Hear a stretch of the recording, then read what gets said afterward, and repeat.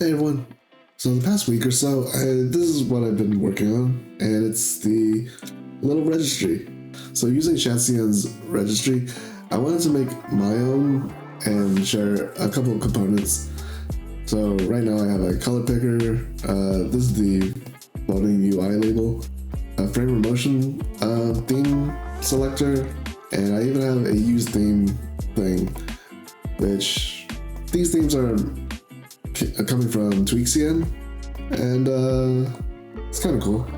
And don't pay attention to these tools on the side. Essentially, these are just tools that I use when I'm doing front-end development, and I wanted a centralized place for it, so I just did it myself. So this one, I normally use UI colors, and Tailwind colors is just a place where I could copy and paste all these color codes. So this little side project came from another side project, and it started with my Dynamically homebrew card creator. And specifically, I wanted to share this because I was kind of proud of this little component here, and I wanted to share it. So I dove into all the registry documentation and basically made my own. And that's what I'm going to share in this video, is how you can do the same. Now there is a lot of videos already Now there is a lot of videos already, as well as blogs and documentation of creating your registry manually, but I wanted to take it a step further and show how you can set a dynamic automated kind of flow to it. And essentially I wanted to find out how Shadcn itself was doing it, so there's that. As well as we're gonna make some documentation. Essentially you could have a little docs thing to go along with all of your components. And yeah, let's get started. So this will be our starting point. This is essentially a brand new Next.js project with Shadcn and Tailwind already incorporated. So I added the components JSON, as well as adding in the input, because I think the first registry item that we should start with is something simple. And by convention, Shadcn wants all your components to live inside of registry / default, or actually this is the style name, followed by the component type, or what directory it will live in, so UI or hooks or lib.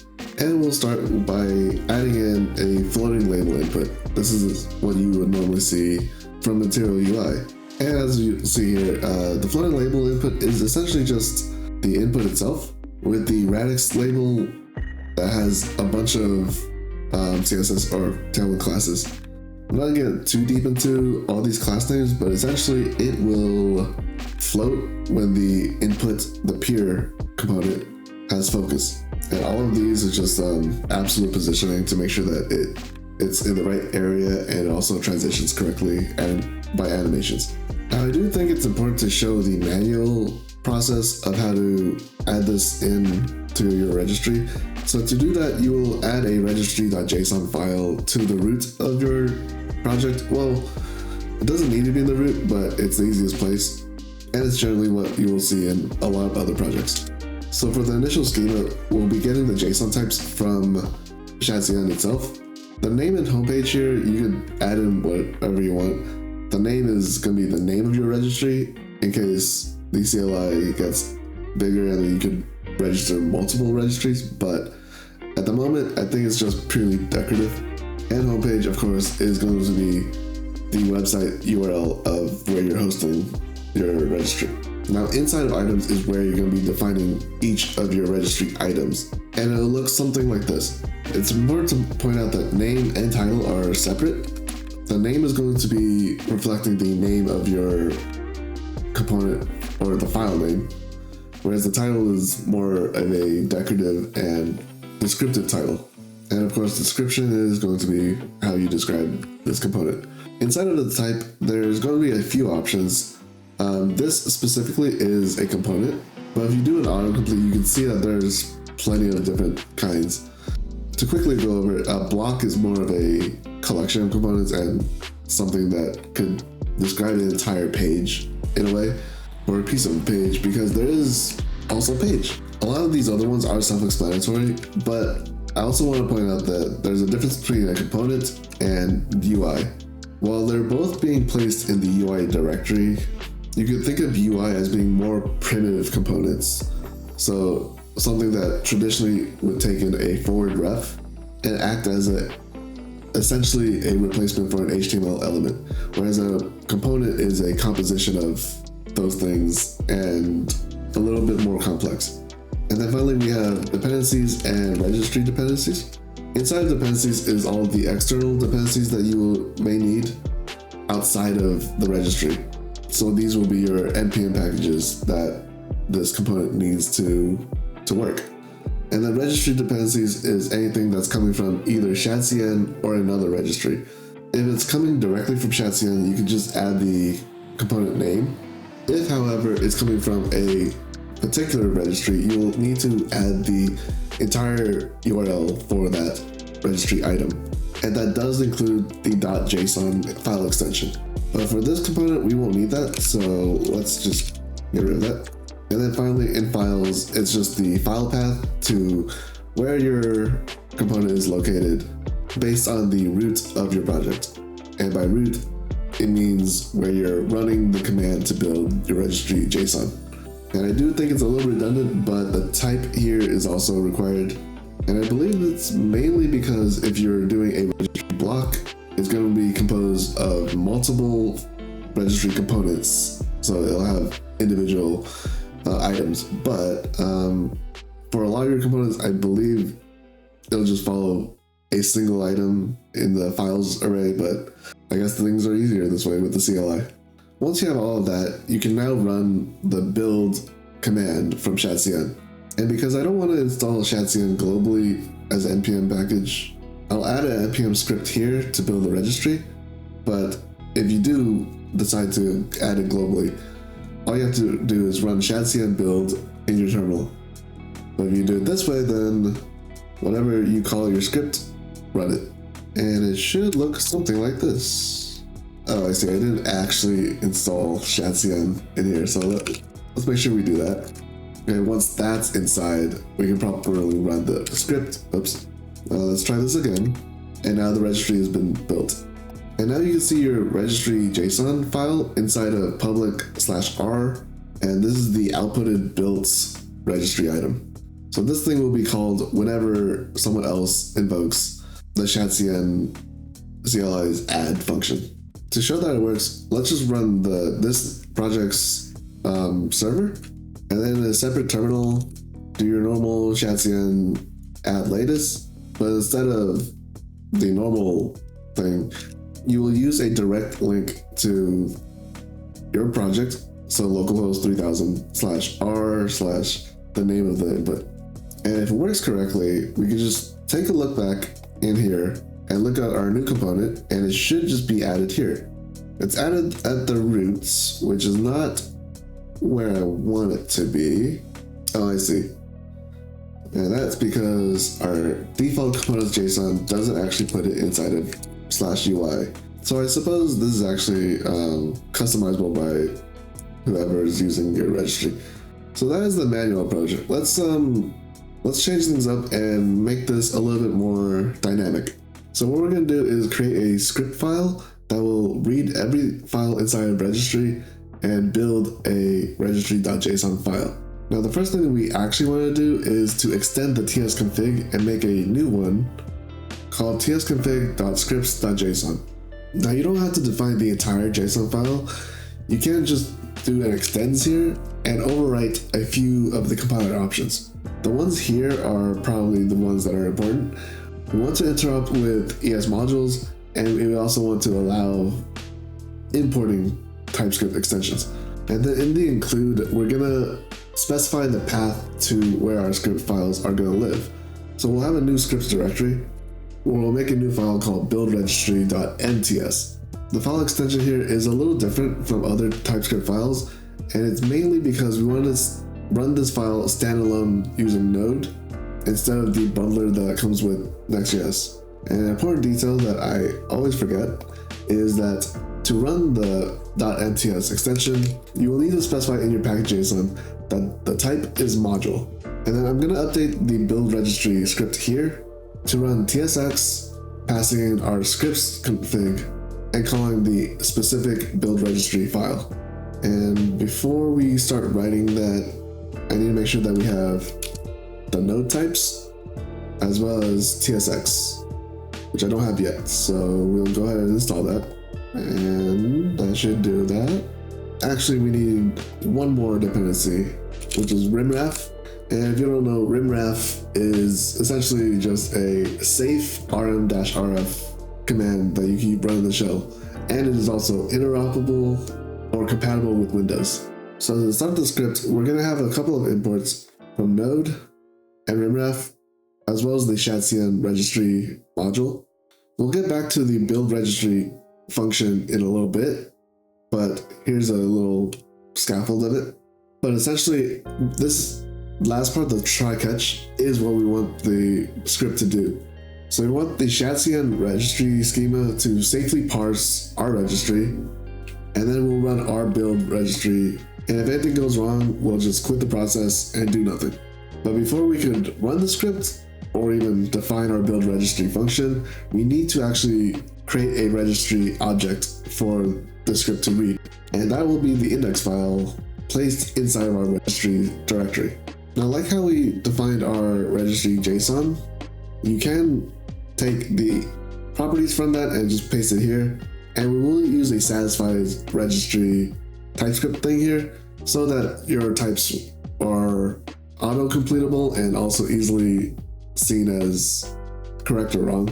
Now, what Shadcn does, and I don't know if I'm a huge fan of it, but I'm doing it at the moment, is for each item type, we're going to make its own file. So right now we only have a UI type, which means we only need to make a registry UI file.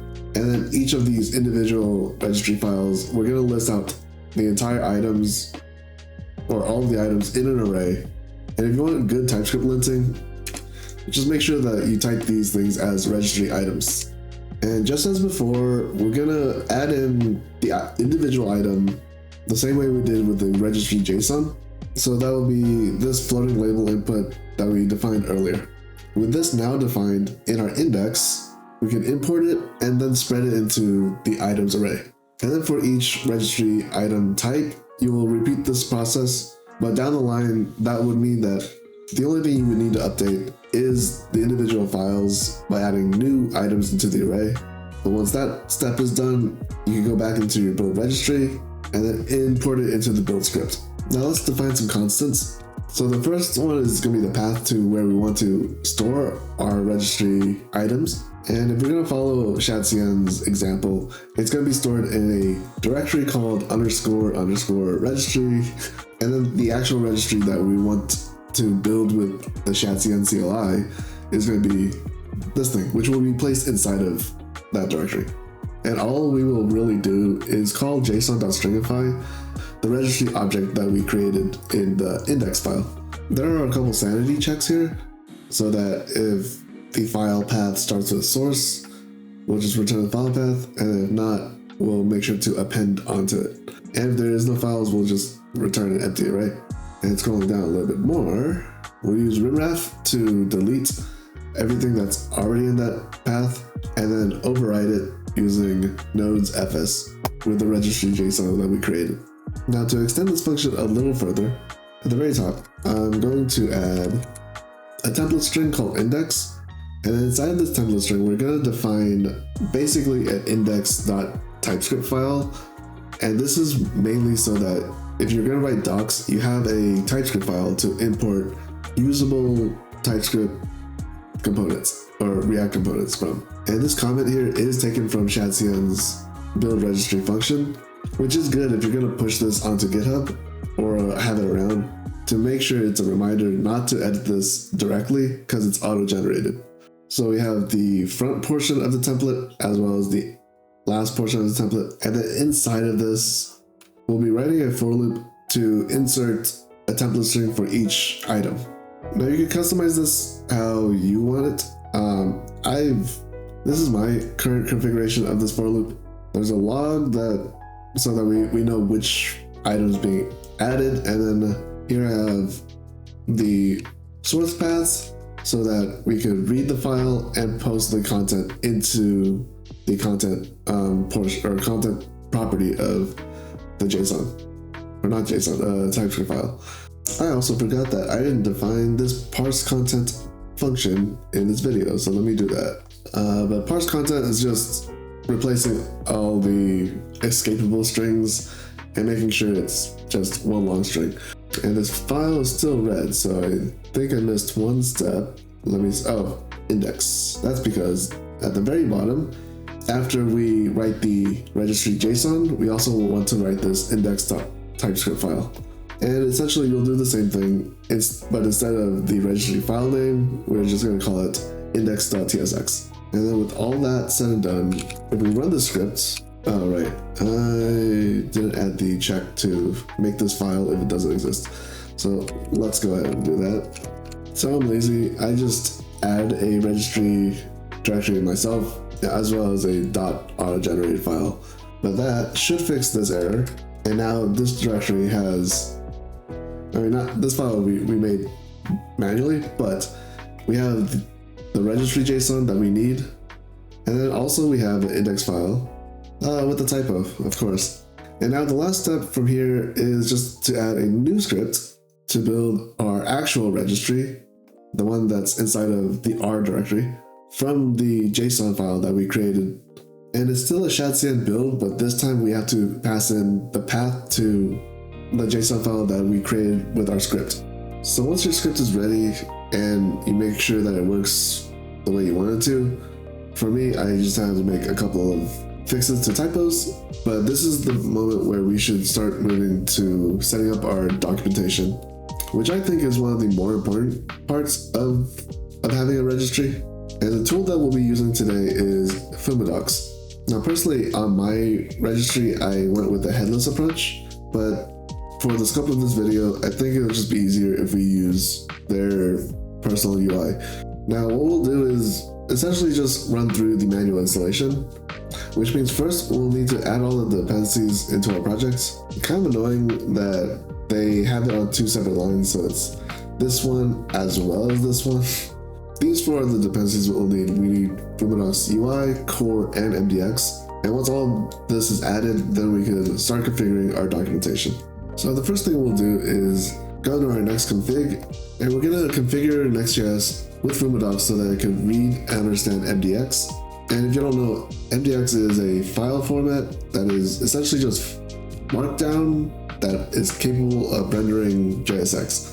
But for that to work, we're gonna need to create a wrapper function around our next config.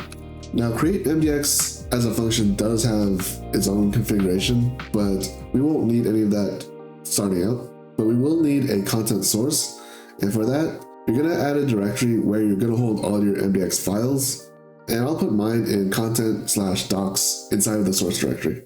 And we'll start with the introduction.mdx file, and at this moment, the content inside of this file doesn't actually matter. We're just gonna make sure that it works.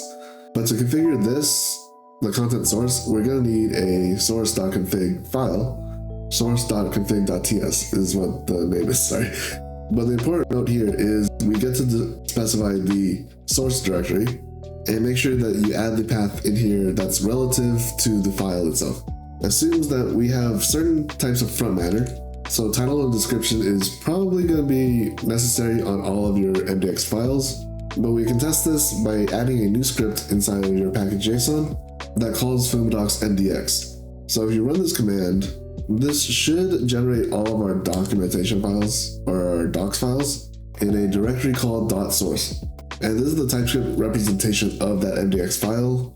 Now because it's auto-generated, you might not want to look at this, because it is a little scary, but we can safely ignore it in your .getignore.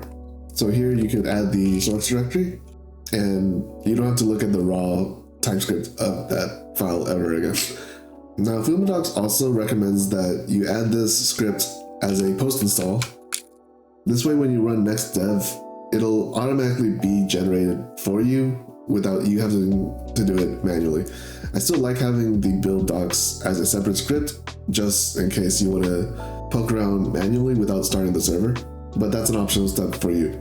And then lastly, I'm going to make a new directory inside of components where we'll define a function that will provide all the JSX components that are readily available in any of our MDX files.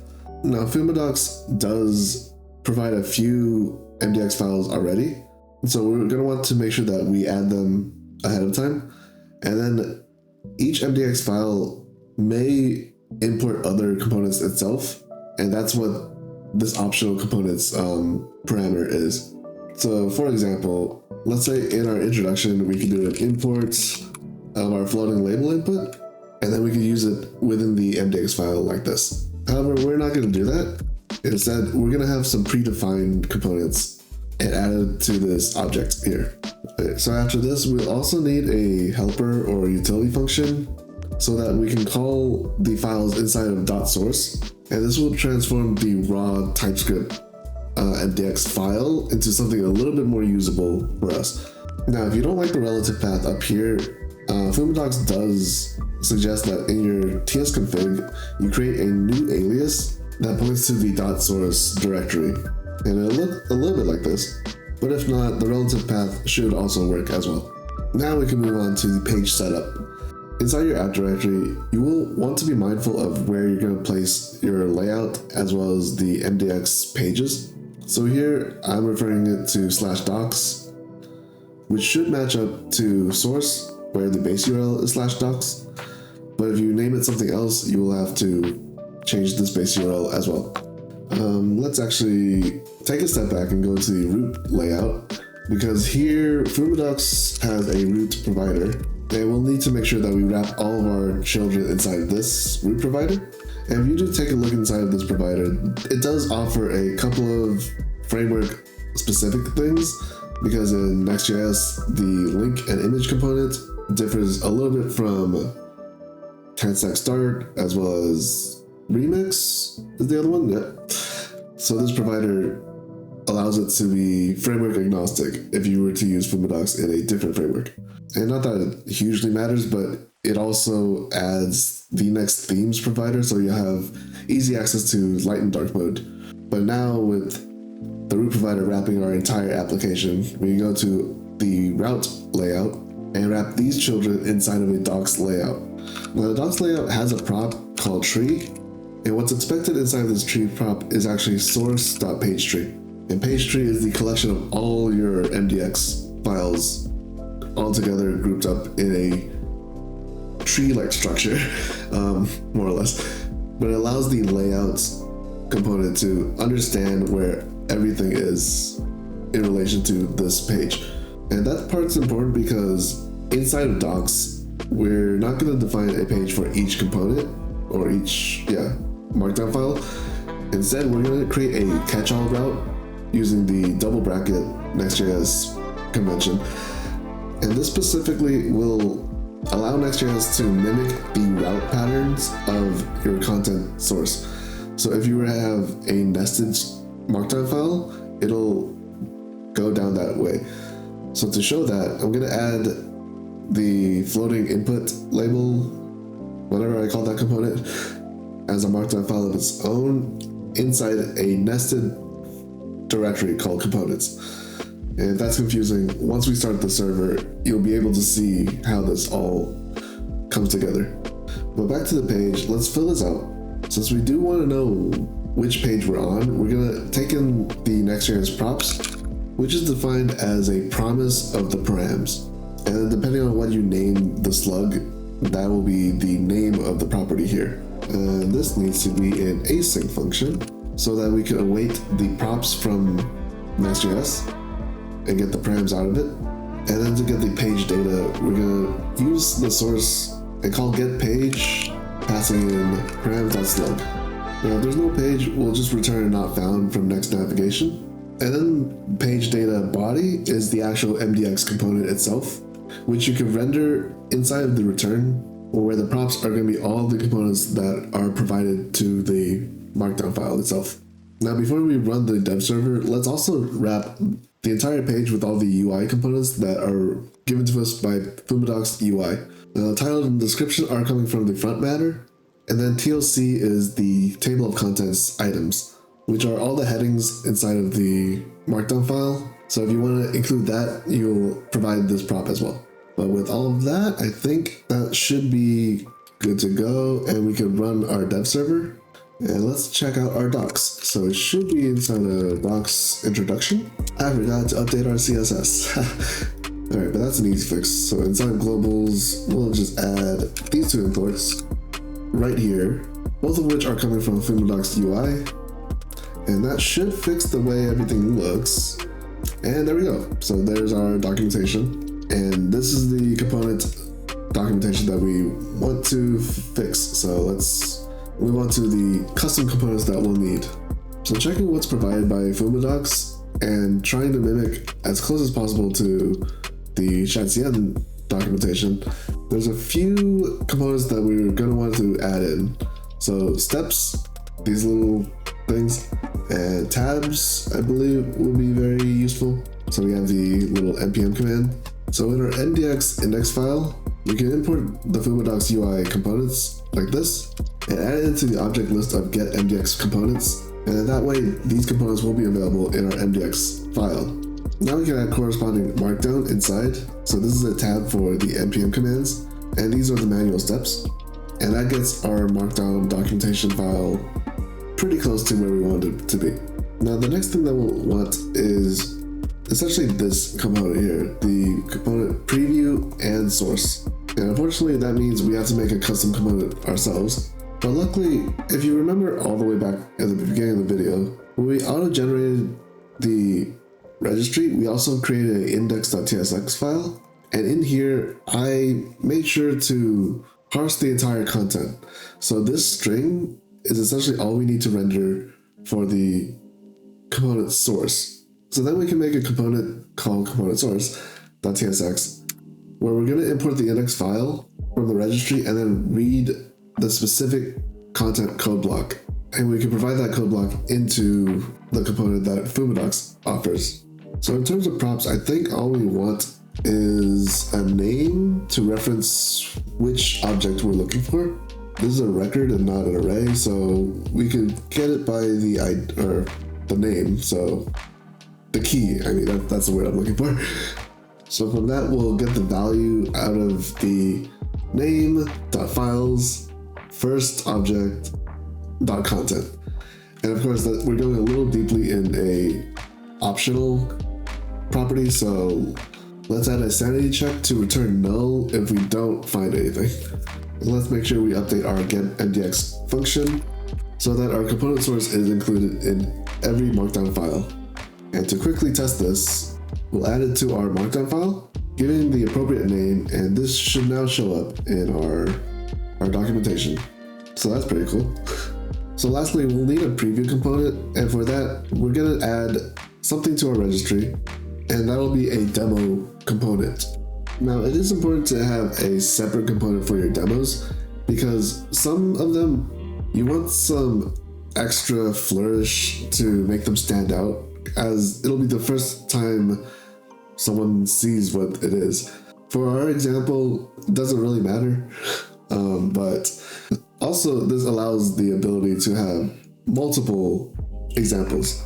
And then we're gonna make sure that it's an export default, just so that lazy loading will be a lot easier. But as before with the registry UI, we're going to create another file called registry examples. Now, it'll still follow the same structure as registry items in the Shadcn schema, but we'll specify the type as registry example. And depending on whether or not you want to be able to download these examples through the CLI or open it in V0, we'll also add the registry dependency directly linking to the UI elements or hook or whatever else inside of our own registry. And then of course, let's make sure that we update the index file to now include examples.